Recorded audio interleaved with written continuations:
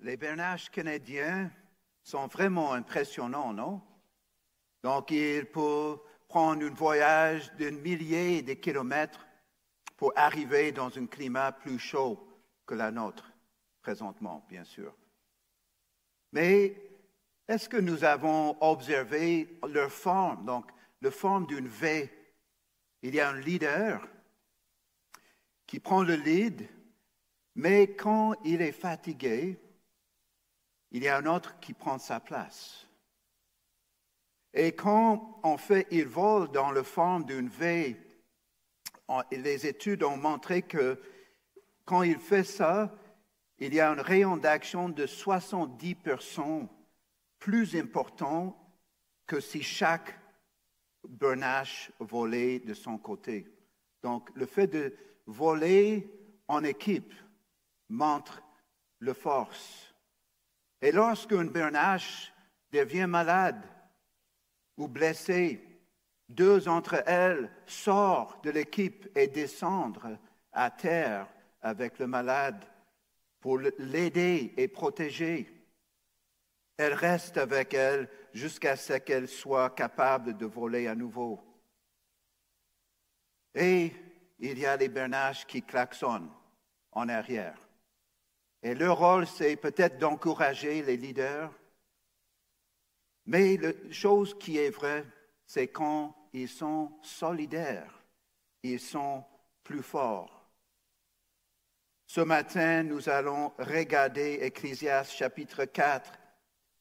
Nous allons aborder 4 problèmes qui nous empêchent à être une équipe. L'avarice, l'isolement, l'individualisme et le matérialisme. En fait, Ecclésiaste 4 nous enseigne ceci. Puisque Christ est roi, vivons pour les autres et avec les autres. Puisque Christ est le roi, vivons pour les autres et avec les autres. On va diviser chapitre 4 d'Ecclésiaste en 4 sections. Le premier, chapitre 4, 1 à 3, réconfortons les opprimés. Chapitre 4, versets 4 à 6, j'espère que vous avez vos Bibles devant vous. C'est pratiquons le contentement. Et versets 7 à 12 de chapitre 4, vivons en collaboration. Et la dernière, 4e section, versets 13 à 16, soyons loyaux envers Christ le roi.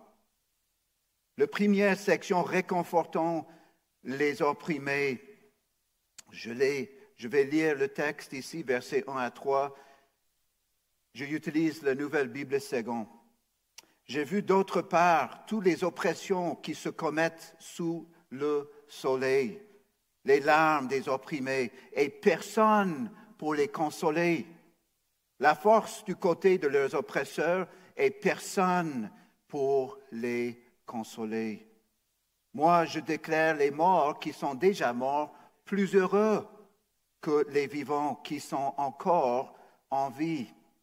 Mais plus que les uns et les autres, celui qui n'a pas encore été et qui n'a pas vu l'œuvre mauvaise qui se fait sous le soleil. Ici, le maître est en train d'enseigner ses élèves, qui sont les jeunes leaders à Jérusalem. Et il voulait les enseigner ce qu'il a observé dans l'humanité. Et c'est quoi? L'oppression. Observons le contraste entre la puissance des oppresseurs et les larmes de ceux qui souffrent. En fait, ce que le maître fait ici, c'est une observation. Mais d'où vient l'oppression? Elle vient de la chute. Quand Adam et Ève ont choisi leur propre chemin, au lieu d'obéir le Seigneur, ils ont introduit dans l'humanité le péché. En chapitre 4, qu'est-ce que nous voyons de Genèse? Caïn tue son frère. Ça, c'est l'oppression au maximum, déjà au maximum après la chute. Mais nous voyons que Dieu aussi interdit l'oppression. Il juge les oppresseurs et sauve les opprimés. On a de nombreux exemples dans la Bible, mais c'est quoi la loi de Dieu? C'est aimer Dieu et notre prochain. Ça évite l'oppression. Et Dieu juge les oppresseurs, même si c'est son propre peuple, les membres de son propre peuple, il les juge. Ésaïe 10, versets 1 à 3. Et il délivre les opprimés. Son peuple, dans l'Exode 3, 7 à 9, jusqu'à chapitre 15 avec le cantique de Moïse, c'est une cantique qui loue l'Éternel pour délivrer les opprimés. En fait, c'était la nation d'Israël. Et on voit dans l'Ancien Testament également que Dieu délivre les individus qui sont opprimés, comme Hannah en 1 Samuel chapitre 2, verset 8. Et bien sûr, nous étions les opprimés du péché. Et Dieu nous avait libérés de l'esclavage au péché.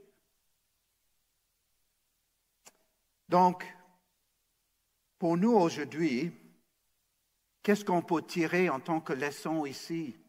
On doit accepter la vie qu'on voit. On ne doit pas avoir un optimisme superficiel. On doit ouvrir nos yeux à l'oppression qui nous entoure. Aussi, c'est important de souligner que Karl Marx n'est pas le maître de cette discussion.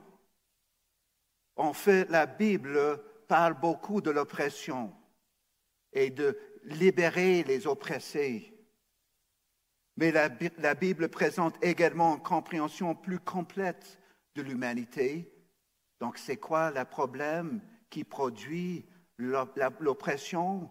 C'est le péché, c'est le fait que l'humanité s'est détournée de Dieu. Comment vaincre l'injustice? En fait, il y a deux options devant nous. Dans notre conception d'humanité, dans notre culture, ce qui est propagé, c'est une question d'éducation.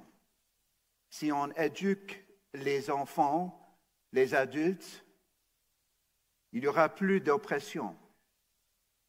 Mais ce que nous voyons dans la Bible, c'est l'Évangile. L'Évangile est la réponse à l'oppression.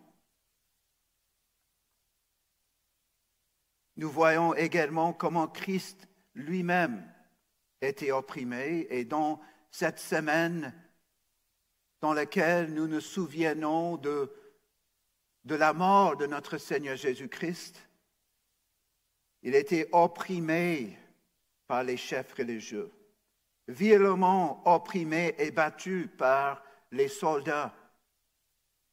Christ a été opprimé jusqu'à mourir sur une croix. Cela nous montre comment Dieu prend en sérieux la délivrance de son peuple. En tant que chrétiens, nous devrions être les premiers à lutter contre l'oppression.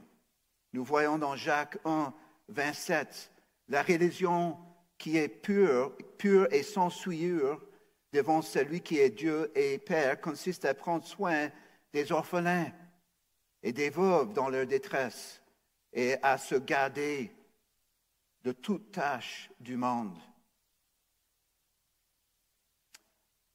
Puisque Christ est roi, vivons pour les autres et avec les autres. Puisque Christ est roi, vivons pour les autres et avec les autres. Deuxième point, pratiquer le contentement. Ici, le Maître énumère 3 approches au travail. on a au travail quelqu'un de très compétitif. Le deuxième, c'est le paresseux. Et le dernier est le travailleur satisfait, en verset 6. Donc le premier, verset 4, j'ai vu que tout travail et tout succès d'une œuvre ne sont que jalousie de l'homme à l'égard de son prochain.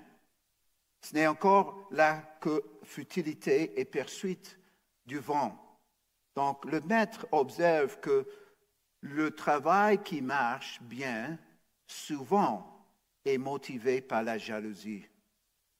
Et en fait, le mot en hébreu, ici, a plusieurs sens. Ça inclut la jalousie, l'envie, rivalité, compétition et animosité. Ceux qui sont accros au travail sont souvent motivés par un genre de jalousie, de compétition, animosité.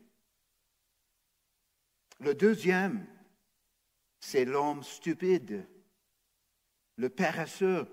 Verset 5, l'homme stupide se croise les bras et mange sa propre chair.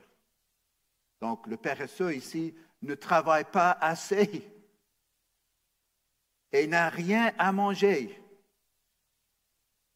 Mais le troisième trouve l'équilibre parfait entre les deux. Et c'est le chemin de la sagesse ici, le travailleur satisfait. Verset 6, mieux vaut une poignée de repos que 2 poignées de travail et de poursuite du vent. Le sage travaille, mais n'est pas un accro au travail. Il apprécie aussi les moments de repos. Donc le sage évite les deux extrêmes, de travailler trop ou de ne pas travailler assez. Voici la sagesse. Pour les premiers destinataires, les jeunes leaders à Jérusalem, le maître voulait enseigner à eux la sagesse. Le repos est important. Travaille, mais pas trop, pas continuellement. Ne sois pas motivé par la jalousie. En fait, c'est mieux d'avoir une main, un poignet de repos, un poignet de travail, afin de donner l'autre poignet à quelqu'un d'autre. Donc ici, en fait, le prochain verset, verset 7, j'ai vu encore une autre futilité sous le soleil. Voilà un homme, seul, sans personne d'autre. Il n'a ni fils, ni frère, et pourtant son travail n'a pas de fin. Ses propres yeux ne sont jamais rassasiés de richesse. Pour qui donc est-ce que je travaille et me priver de bonheur? Ce n'est encore là qu'une futilité et une occupation funeste. Donc, l'accro de travail est jamais satisfait. Jamais assez. Le mot pour moi ici, c'est très individuel. En verset 8, ça peut être traduit le mot âme. Donc ici, il prive son propre âme de bonheur en travaillant trop. Donc l'accro de travail finit par se rendre compte que tout ce qu'il a fait dans son carrière, tous les bénéfices se terminent avec la mort. Parce que la question de la mort est une question importante pour le maître. C'est le point final de nos vies, de nos projets. Donc, qui va inhériter ce que j'ai fait avec toutes les peines que j'ai déposées dans mon carrière? Donc, le premier destinataire était facilement distrait par les projets, la jalousie, la tentation d'être accros du travail pour obtenir des gains terrestres, mais le maître vous donner les avertissements à eux. Et à nous ce matin. Nous sommes les élèves du Maître ce matin. En fait, on voit ici le matérialisme.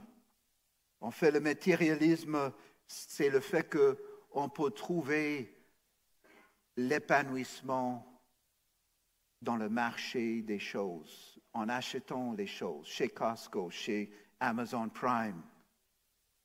Mais je vous dis, mes amis, ce n'est pas là. Ce n'est pas là, la joie. En fait, pour retourner aux accros au travail et aux paresseux, pour l'accro au travail, on voit c'est un problème d'identité.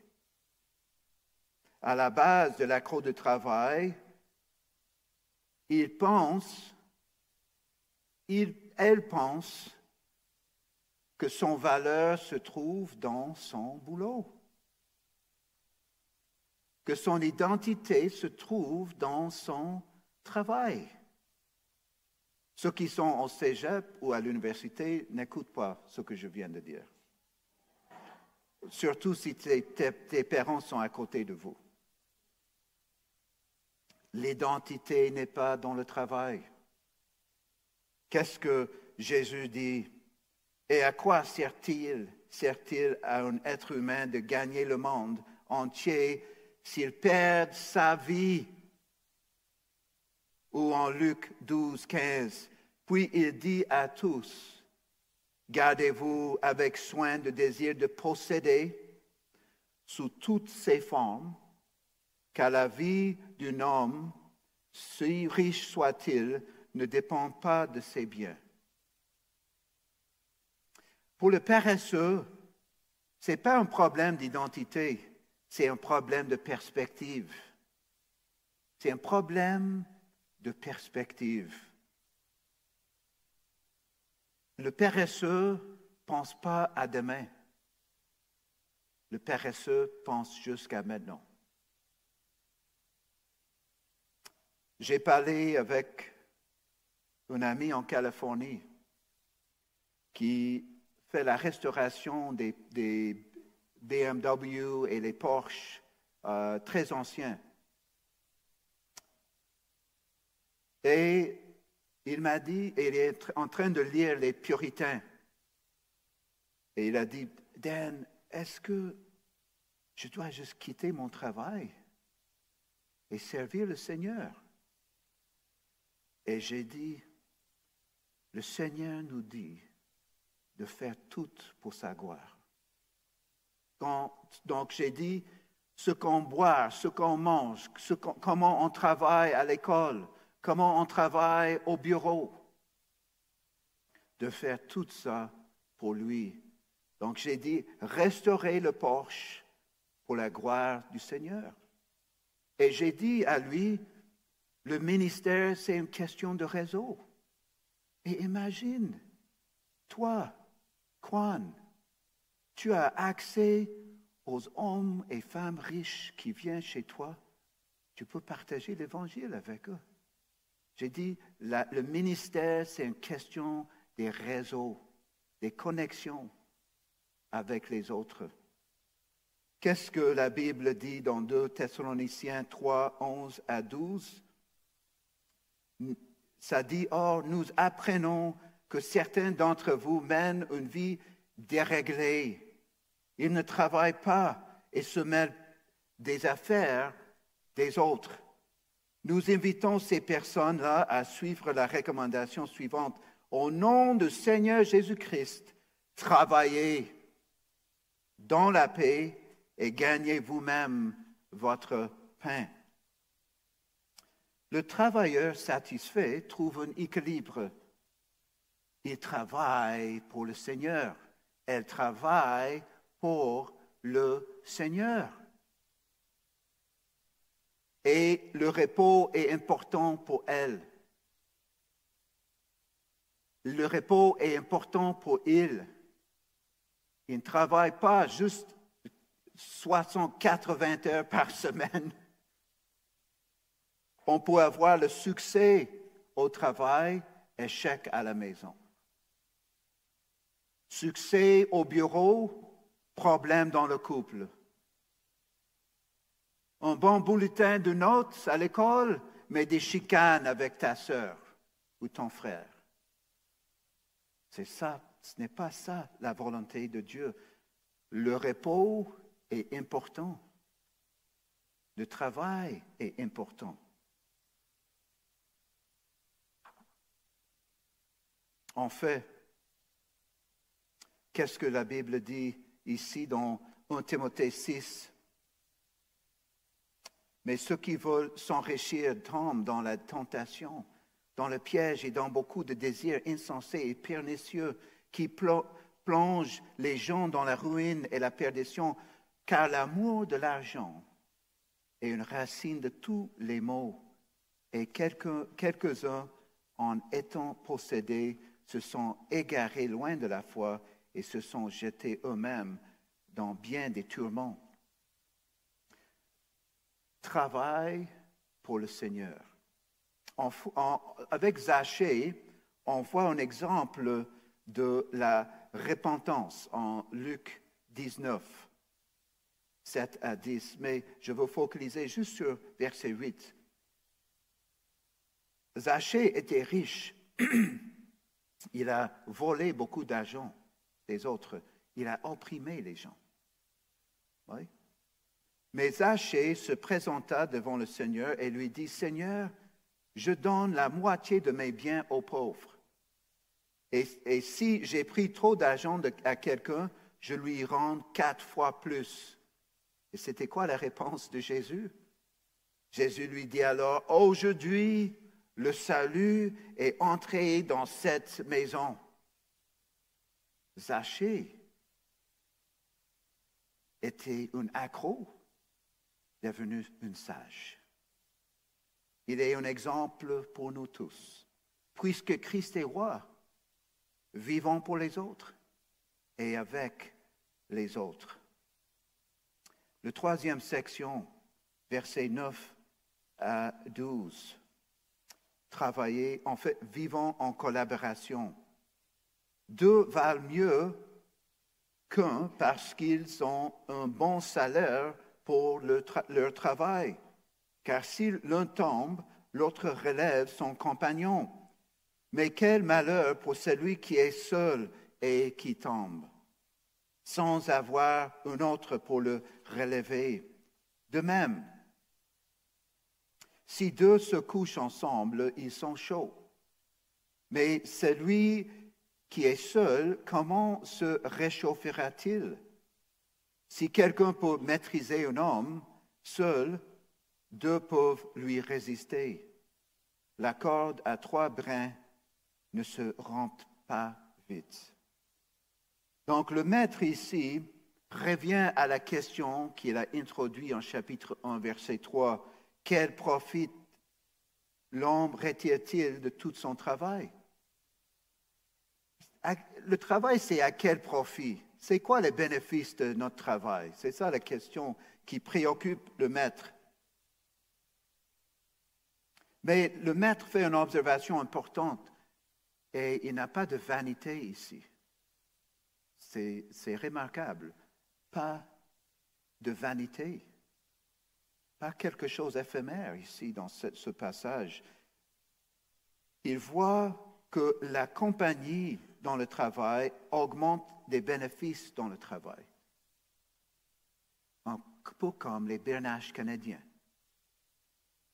De travailler ensemble, on apporte plus de bénéfices. En 3 domaines.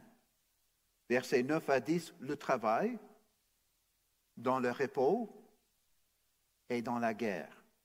Donc, on va regarder ça ensemble. Versets 9 à 10, examinons le premier verset dans cette section. Quels sont les avantages du travail en commun? 2 valent mieux que d'un parce qu'ils gagnent mieux leur vie lorsqu'ils travaillent ensemble. ils sont plus productifs. Plus productifs. Deuxième, en fait, c'est le repos. Examinons verset 11. Quels sont les avantages de se reposer ensemble, deux pour se réchauffer l'un l'autre? Ils se reposent mieux. Ils se reposent mieux. Donc, on a plus productif, ils se reposent mieux. Et si le prochain, voyons maintenant verset 12, quel avantage d'être ensemble quand on fait face à un adversaire. À deux ou à plusieurs, on peut résister avec succès à une attaque. Donc, ils sont plus forts. Dans le travail, dans le repos, dans le combat, c'est mieux d'être en équipe. Et les jeunes leaders étaient individualistes peut-être. Les élèves du maître. Donc, il avait besoin de les conseiller, de travailler en équipe. Et pour nous aujourd'hui, on est tenté par toutes sortes de choses, d'être la jalousie d'un accro au travail, le matérialisme, l'individualisme. Mais en fait, ce que notre Seigneur a fait, c'est une nouvelle communauté. La communauté du royaume, la communauté du roi. On appelle ça des fois l'Église. Nous travaillons ensemble dans le ministère, dans la vie. Nous résistons ensemble la culture, les forces de ténèbres dans les lieux célestes qui dirigent les choses dans le monde. Nous sommes plus forts ensemble. Et quand quelqu'un tombe, on le suit, jusqu'au point qu'il retrouve sa force pour rejoindre l'équipe. Nous travaillons ensemble dans la proclamation de l'Évangile, dans une société qui est de plus en plus résistante. Et quand quelqu'un est découragé, on l'encourage. Puisque Christ est roi, vivons pour les autres et avec les autres. Quatrième, loyal envers Christ, le roi. Soyons loyaux envers Christ, le roi. Mieux vaut un enfant pauvre mais sage, verset 13, qu'un roi vieux et stupide qui ne sait plus prendre conseil. Car on peut sortir de prison pour régner, de même qu'on peut être né pauvre dans son propre royaume. J'ai vu tous les vivants qui marchent sous le soleil se mettre du côté de l'enfant qui allait succéder à l'autre. Et il n'y avait pas de fin à toute cette foule, à tous ceux qui devant lesquels il se tenait. Toutefois, ceux qui viendront après ne se réjouiront pas à son sujet, car cela aussi n'est que futilité et poursuite du vent.